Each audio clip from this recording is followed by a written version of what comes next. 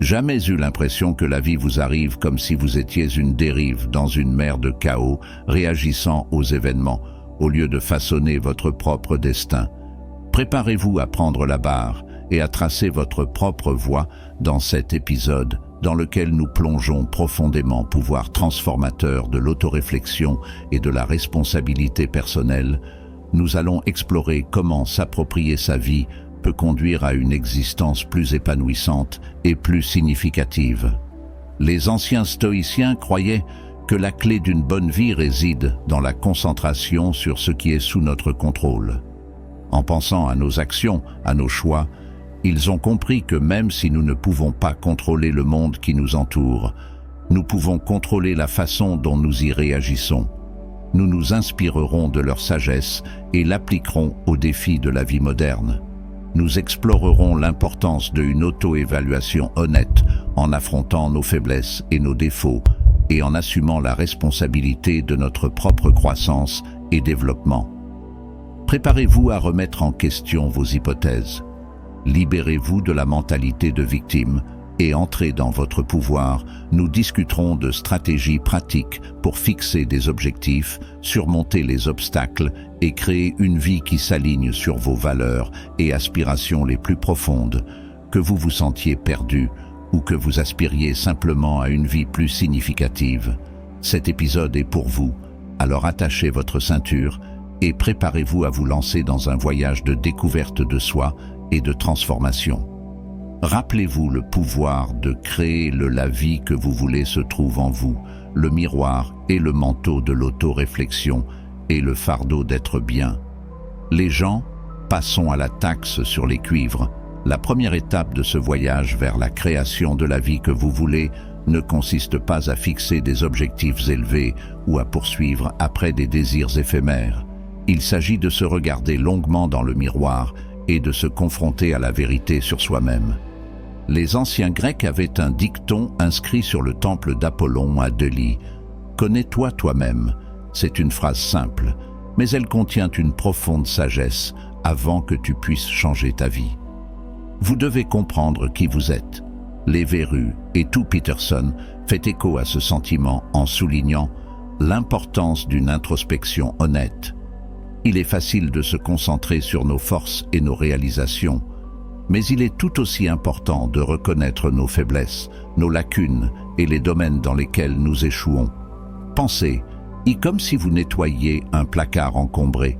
Vous ne pouvez pas créer d'espace pour de nouvelles choses tant que vous ne vous êtes pas débarrassé des vieux déchets. De la même manière, vous ne pouvez pas construire une vie meilleure tant que vous n'êtes pas confronté aux bagages que vous transportez. Mais l'introspection est juste la première étape. Le vrai travail commence lorsque vous assumez la responsabilité de ce que vous voyez dans le miroir. Il ne s'agit pas de blâmer vos parents, votre situation ou la société pour vos problèmes. Il s'agit de reconnaître que vous avez le pouvoir de changer pour grandir et devenir la personne que vous voulez. Je veux être le philosophe existentialiste Jean-Paul Sartre a dit que l'homme est condamné à être libre. Nous sommes jetés dans ce monde sans manuel, et c'est à nous de créer du sens et un but. C'est un lourd fardeau, mais c'est aussi une opportunité incroyable. Alors comment faire? Nous assumons ce fardeau de responsabilité. Peterson suggère de commencer petit. Identifiez un domaine dans lequel vous ne réalisez pas votre plein potentiel. Peut-être que vous tergiversez sur un projet en négligeant votre santé ou en laissant une relation toxique drainer votre énergie une fois que vous avez identifié le problème. Passez à l'action. Fixez-vous de petits objectifs réalisables et tenez-vous responsable. Ne vous attendez pas à des transformations du jour au lendemain, mais célébrez chaque pas en avant, aussi petit soit-il. Rappelez-vous que les stoïciens croyaient que la vertu est sa propre récompense. Le processus d'auto-amélioration consistant à s'efforcer de devenir la meilleure version de soi-même est intrinsèquement précieux. Il ne s'agit pas d'atteindre un objectif externe, mais de cultiver la sagesse et l'intégrité de la force intérieure. Dans le monde d'aujourd'hui, il est facile de se laisser entraîner dans le jeu de la comparaison, en nous mesurant constamment par rapport aux autres. Mais le véritable épanouissement vient de l'intérieur, en vivant en alignement avec vos valeurs et contribuer au monde de manière significative. Alors, respirez profondément, regardez-vous dans le miroir et demandez-vous ce que j'évite, où est-ce que je ne suis pas à la hauteur, que puis-je faire aujourd'hui pour devenir une meilleure personne? Les réponses à ces questions détiennent la clé pour débloquer le vrai potentiel et la création d'une vie à la fois épanouissante et pleine de sens. Rappelez-vous que le voyage de 1000 kilomètres commence par un seul pas. Faites ce pas aujourd'hui. 2 l'étoile du Nord, le pouvoir d'une vision. Très bien, nous avons franchi cette première étape cruciale en regardant dans le miroir et en s'appropriant notre réalité. Il est maintenant temps de regarder au-delà de nous-mêmes et de jeter notre regard sur l'horizon. Il est temps de parler du pouvoir d'avoir une vision pour votre vie. Pensez-y, comme si vous mettiez les voiles sur un vaste océan sans destination claire. À l'esprit que vous êtes à la merci des vents et des courants dérivant sans but, mais avec une vision d'une étoile polaire pour vous guider. Vous avez un but et une direction. Vous pouvez tracer un cap, ajuster vos voiles et naviguer dans les inévitables tempêtes qui se présentent à vous. Peterson souligne que cette vision doit être enracinée dans ce que vous voulez et ce dont vous avez vraiment besoin, et non dans ce que la société ou les autres attendent de vous. Il s'agit de creuser profondément et de vous poser ces questions difficiles. Qu'est-ce qui fait chanter votre cœur? Qu'est-ce qui vous apporte un sentiment d'accomplissement et de but? L'impact que vous voulez avoir sur le monde. L'ancien philosophe Aristote a parlé de télos comme le but ou le but ultime d'une chose.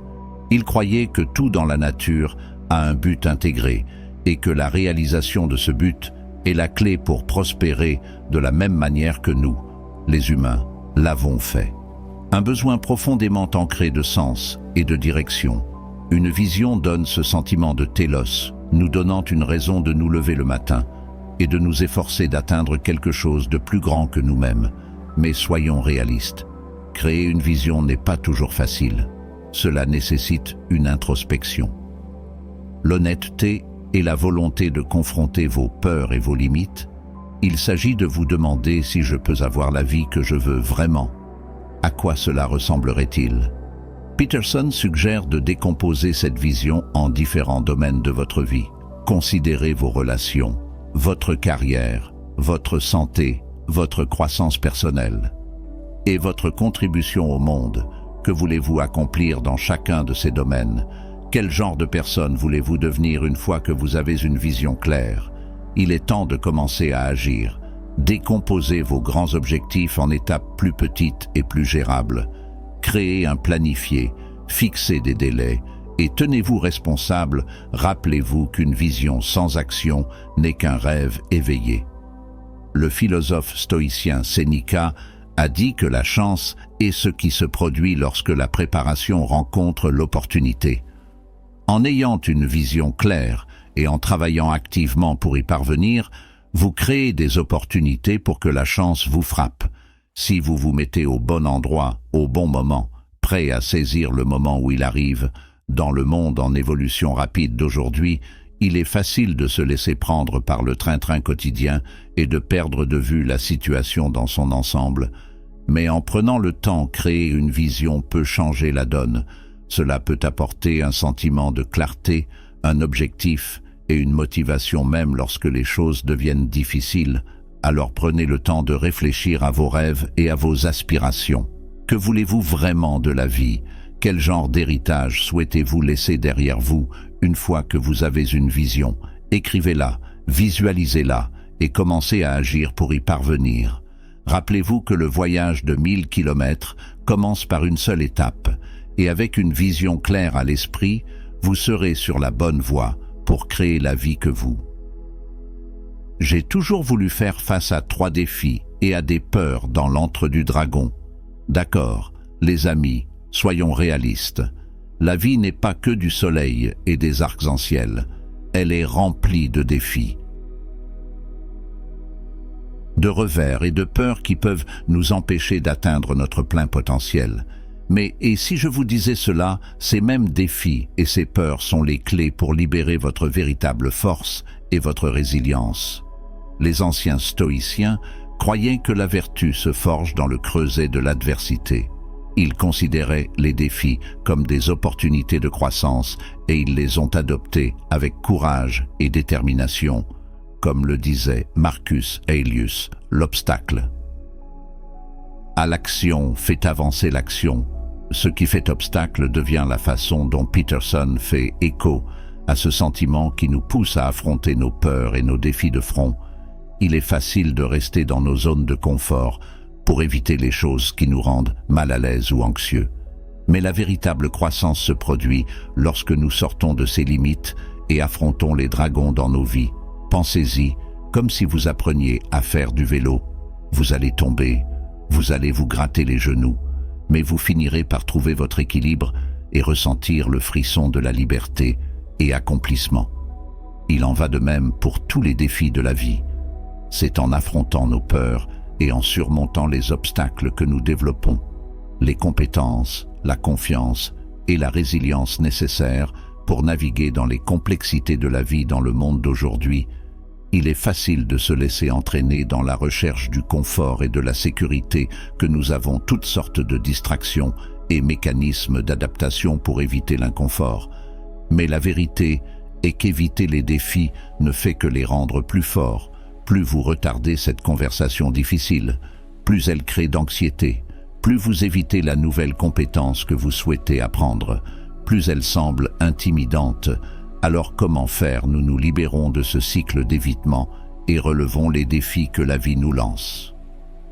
Peterson suggère de commencer petit. Identifiez une peur ou un défi qui vous retient. Peut-être s'agit-il de parler en public pour demander une augmentation ou de démarrer cette activité secondaire dont vous rêvez. Une fois que vous avez identifié votre dragon, créez un plan pour y faire face. Divisez-le en étapes plus petites et plus faciles à gérer. Commencez par quelque chose qui semble légèrement inconfortable, mais réalisable à mesure que vous gagnez en confiance et en expérience. Augmentez progressivement le défi. Rappelez-vous que l'objectif n'est pas d'éliminer la peur. Ensemble, c'est irréaliste. Le but est de développer le courage d'agir malgré la peur, comme le disait le philosophe Nelson Mandela. Le courage n'est pas l'absence de peur, mais le triomphe de celle-ci. L'homme courageux n'est pas celui qui n'a pas peur, mais celui qui la vainque. La peur, affronter vos peurs et vos défis, ne vous rendra pas seulement plus fort. Cela ouvrira également de nouvelles possibilités et opportunités. Cela vous permettra d'exploiter votre plein potentiel et de créer une vie vraiment épanouissante et pleine de sens. Alors quel est votre dragon? Quel est-il? Chose que vous avez évitée et qui vous retient. Prenez une profonde inspiration, rassemblez votre courage et faites le premier pas pour y faire face. Rappelez-vous que les plus grandes batailles se déroulent souvent en nous-mêmes et que la victoire vaut le combat. 4. Le soi de l'ombre se lie d'amitié avec la bête intérieure. Les bonnes gens, parlons de quelque chose d'un peu effrayant, un peu inconfortable mais indéniablement important. Le soi de l'ombre maintenant, avant de commencer à imaginer des personnages sombres se cachant dans les ruelles. Clarifions que le soi de l'ombre n'est pas une entité externe, ce sont les parties cachées, désavouées de nous-mêmes. C'est la colère que nous enterrer l'envie nous nions, l'insécurité que nous essayons de cacher. Carl Jung, le célèbre psychologue, a mis le concept de l'ombre au premier plan. Il croyait que nous avons tous un côté ombre, un ensemble de traits de désir et d'impulsion que nous jugeons inacceptables ou indésirables, que nous réprimons ces aspects de nous-mêmes, les poussant dans l'inconscient, en espérant qu'ils disparaîtront. Mais comme un monstre dans un film d'horreur, l'ombre trouve toujours un moyen de refaire surface. Pensez-y, avez-vous déjà attaqué quelqu'un sans raison apparente ou ressenti un pincement au cœur? La jalousie envers le succès d'un ami. Ce sont des aperçus du soi de l'ombre qui culminent à travers les fissures.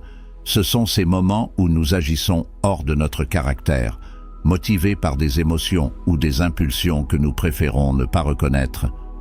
Peterson souligne que la reconnaissance et l'intégration du soi de l'ombre sont cruciales pour la croissance personnelle et la plénitude. Il ne s'agit pas de céder à nos impulsions les plus sombres, mais de les comprendre, de les accepter et d'apprendre à les gérer de manière saine. Les anciens stoïciens reconnaissaient également l'importance de la conscience de soi et de l'acceptation. Ils croyaient qu'il fallait faire face à nos défauts et à nos limites sans les nier. Comme l'a dit Épictus, il est impossible pour un homme d'apprendre ce qu'il pense savoir déjà dans le monde d'aujourd'hui. Il est facile de créer une image soignée sur les réseaux sociaux ne présentant que le meilleur de nous-mêmes. Mais cela peut créer une déconnexion entre notre personnalité publique et notre réalité privée. Plus nous nions notre ombre, plus elle a de pouvoir sur nous. Alors comment pouvons-nous nous lier d'amitié avec la bête? À l'intérieur, cela commence par une réflexion personnelle et l'honnêteté. Prenez le temps de méditer dans un journal ou simplement de vous asseoir tranquillement et d'observer vos pensées et vos sentiments. Quels sont ces schémas récurrents ou les comportements dont vous n'êtes pas fier? Quelles sont ces émotions que vous essayez de supprimer ou d'éviter une fois que vous avez identifié certains aspects de votre ombre? Essayez de les comprendre avec compassion d'où proviennent ces schémas ou comportements. Quels besoins ou peurs essaient-ils d'exprimer? Exprimez-vous. Rappelez-vous que l'ombre n'est pas intrinsèquement mauvaise, c'est simplement une partie de vous qui doit être reconnue et intégrée. Le processus d'intégration de l'ombre peut être difficile, mais il est aussi incroyablement libérateur. Cela vous permet d'accéder à un niveau plus profond de conscience de soi et d'authenticité. Cela vous aide à vous libérer des schémas autodestructeurs et à faire des choix qui correspondent à vos vraies valeurs, comme le dit Peterson. L'ombre est la partie de vous que vous ne voulez pas qu'elle existe, mais c'est aussi la partie de vous qui a le pouvoir. Plus grand potentiel de croissance en embrassant votre ombre. Vous n'affrontez pas seulement vos peurs, vous débloquez des forces et des talents cachés qui peuvent enrichir votre vie d'innombrables façons. Alors, prenez une profonde respiration, éclairez les coins sombres de votre psyché et accueillez votre shadow self à bras ouverts.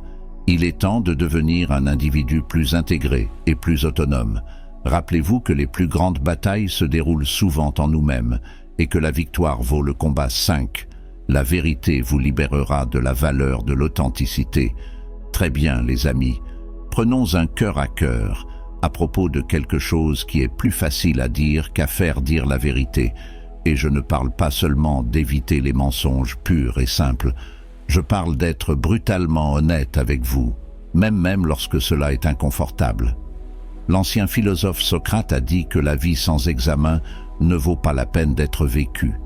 Il croyait que la vraie sagesse commence par la connaissance de soi et que cela nécessite une volonté de remettre en question nos hypothèses, nos croyances et nos motivations. Il s'agit d'éliminer les couches d'auto-illusion et de confronter la réalité de qui nous sommes et de ce que nous voulons.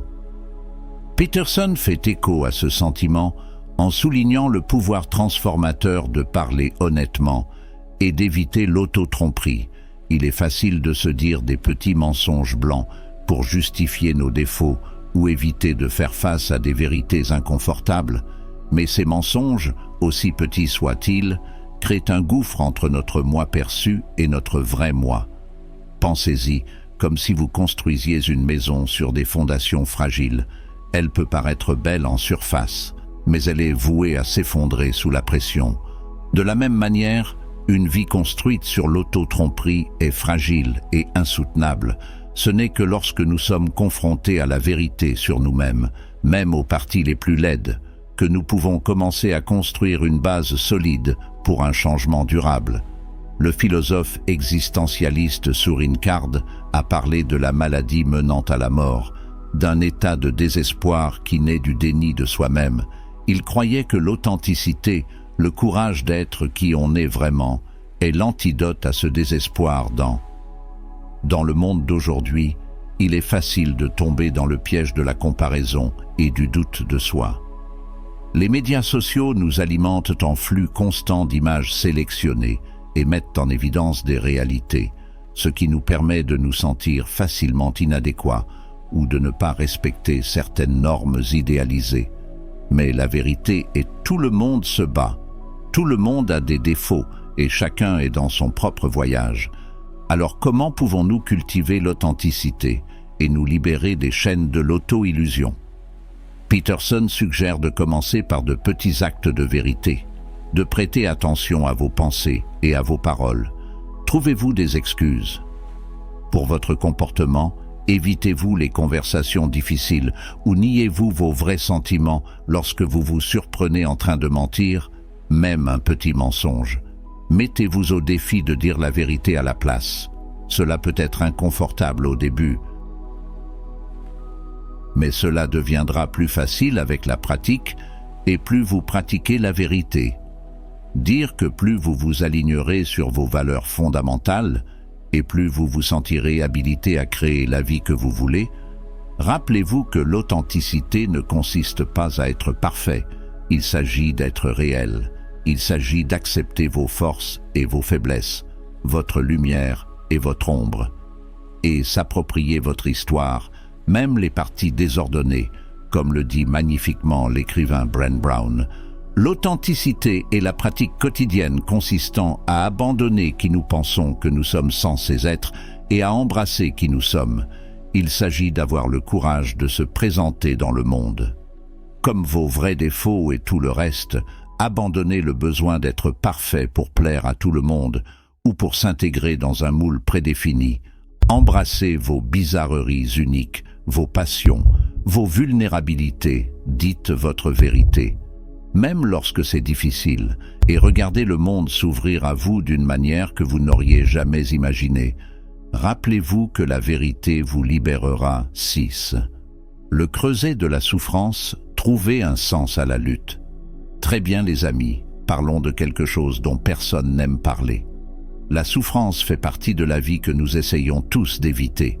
Mais la vérité, est-ce un chagrin inévitable? Perte, maladie, déception. Tout cela fait partie de l'expérience humaine.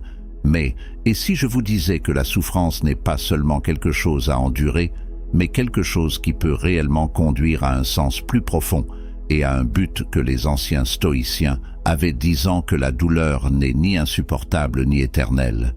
Si vous avez une perspective à ce sujet, et ne l'exagérez pas dans votre esprit, ils croyaient que la souffrance est une partie inévitable de la vie, et que notre réponse est ce qui compte vraiment.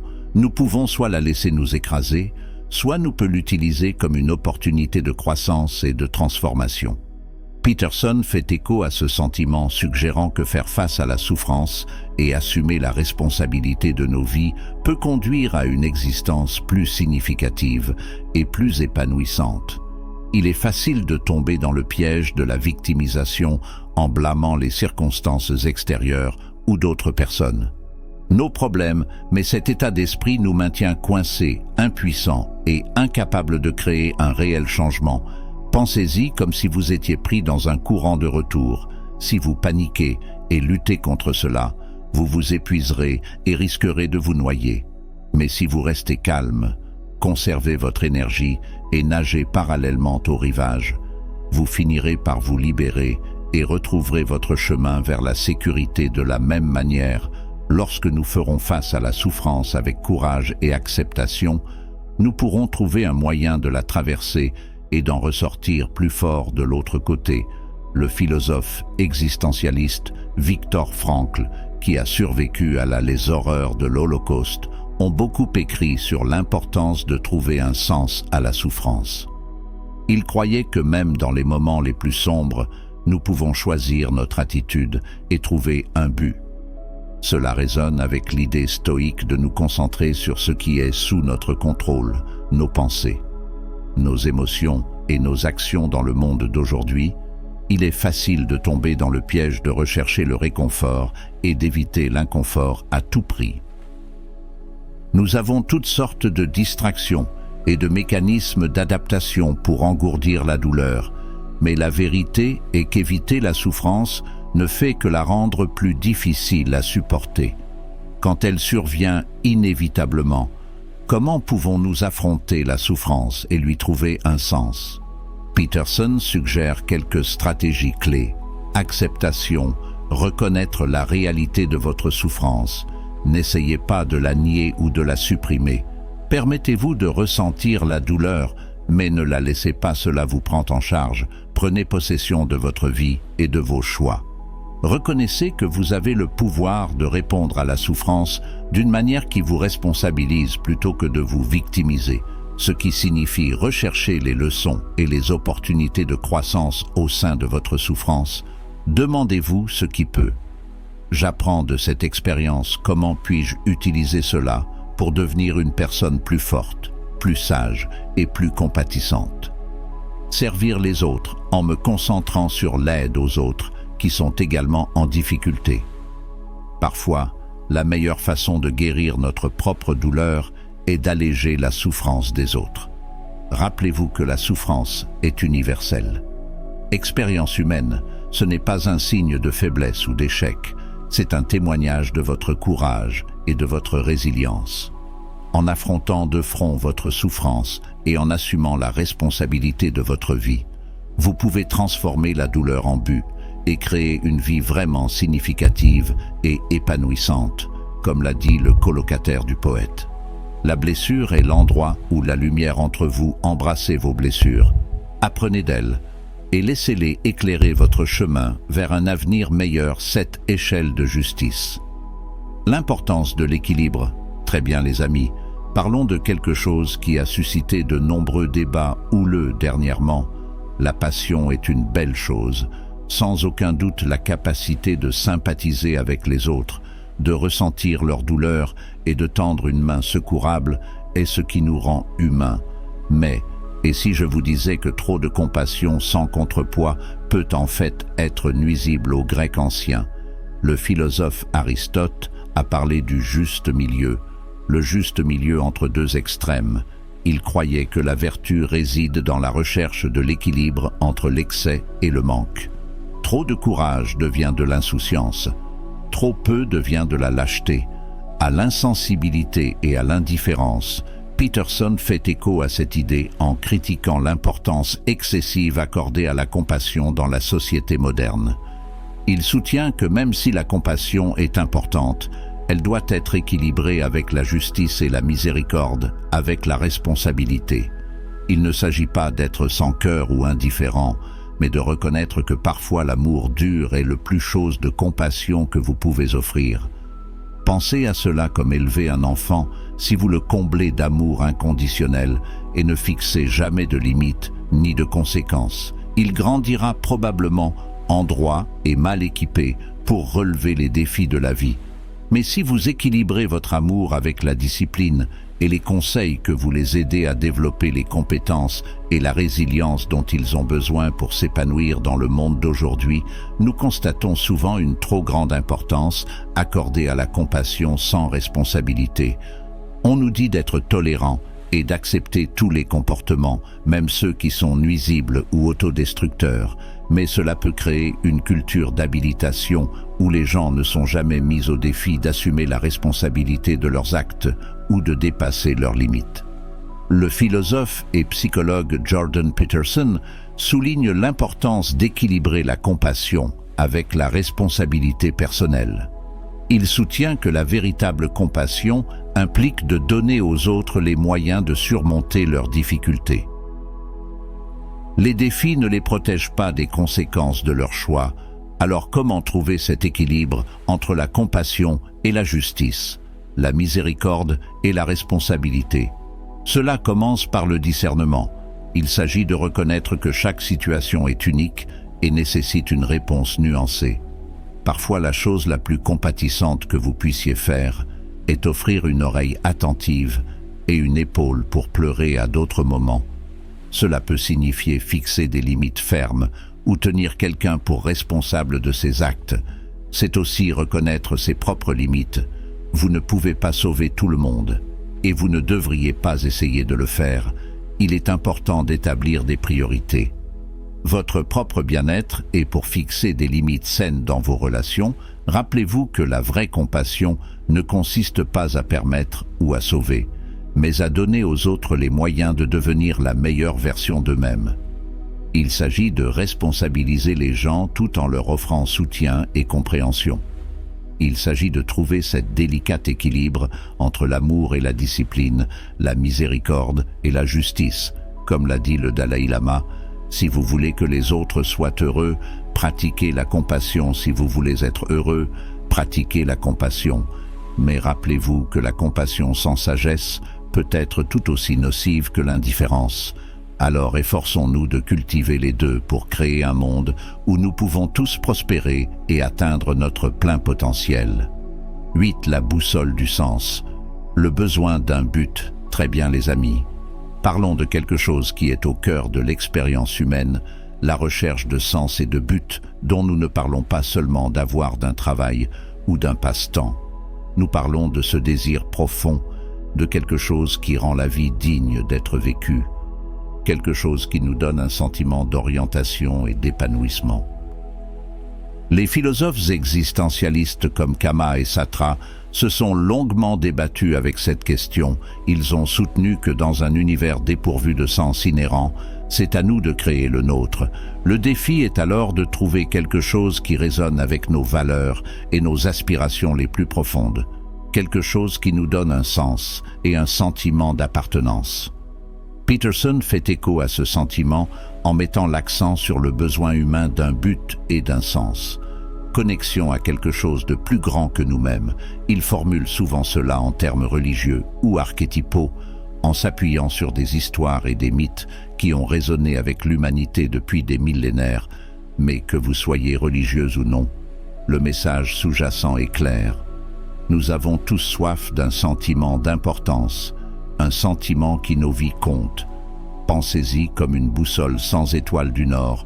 Pour vous guider, vous êtes perdu en mer, à la dérive et sans direction, mais avec un but clair. Vous avez une boussole qui vous pointe vers votre vrai Nord pour vous aider à naviguer dans les complexités de vie et faites des choix qui correspondent à vos valeurs. Dans le monde d'aujourd'hui, il est facile de perdre de vue cette boussole. Nous sommes bombardés de distractions, le consumérisme et la pression de se conformer. On nous dit que le bonheur vient des réalisations extérieures et des possessions matérielles. Mais la vérité est vraie. L'épanouissement vient de l'intérieur, en trouvant quelque chose qui résonne avec votre âme et donne un sens à votre vie. Alors comment trouver ce sens insaisissable du but? Peterson suggère quelques stratégies clés. Explorez vos valeurs, ce qui est vraiment important pour vous.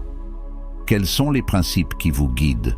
Vos actions et décisions prennent un certain temps pour réfléchir à vos valeurs et identifier les choses qui vous apportent un sentiment de joie, d'épanouissement et de but.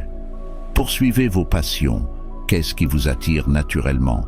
Quelles activités vous font perdre la notion du temps et vous sentent pleinement vivant? En vous engageant dans les passions peuvent être une puissante source de sens et de but.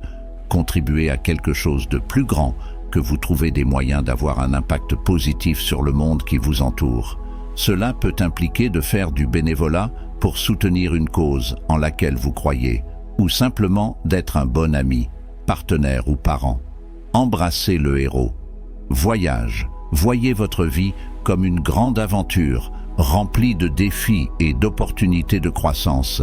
Acceptez les hauts et les bas, les triomphes et les revers dans le cadre de votre histoire unique.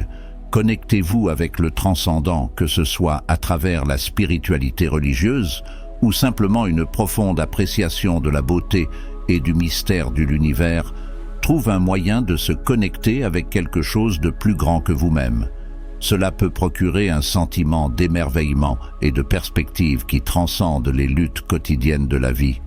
Rappelez-vous que la recherche de sens est un voyage de toute une vie. Il ne s'agit pas de trouver une seule réponse définitive, mais d'explorer constamment le questionnement. Et grandir, il s'agit de vivre une vie authentique, déterminée et alignée sur vos valeurs les plus profondes. Comme l'a dit le philosophe Joseph Campbell, Le privilège de toute une vie est d'être qui vous êtes. En embrassant vos dons uniques et en poursuivant vos passions, vous pouvez créer une vie qui est à la fois significative et épanouissant. Alors faites ce premier pas, suivez votre boussole et lancez-vous dans l'aventure d'une vie. Le monde attend que vous découvriez votre but et partagez vos dons, et que mes amis soient l'essence du message. C'est un appel à l'action. En embrassant vos dons uniques et en poursuivant vos passions, vous pouvez créer une vie qui est à la fois significative et épanouissant. Alors faites ce premier pas, suivez votre boussole et lancez-vous dans l'aventure d'une vie. Le monde attend que vous découvriez votre but et partagez vos dons, et que mes amis soient l'essence du message. C'est un appel à l'action.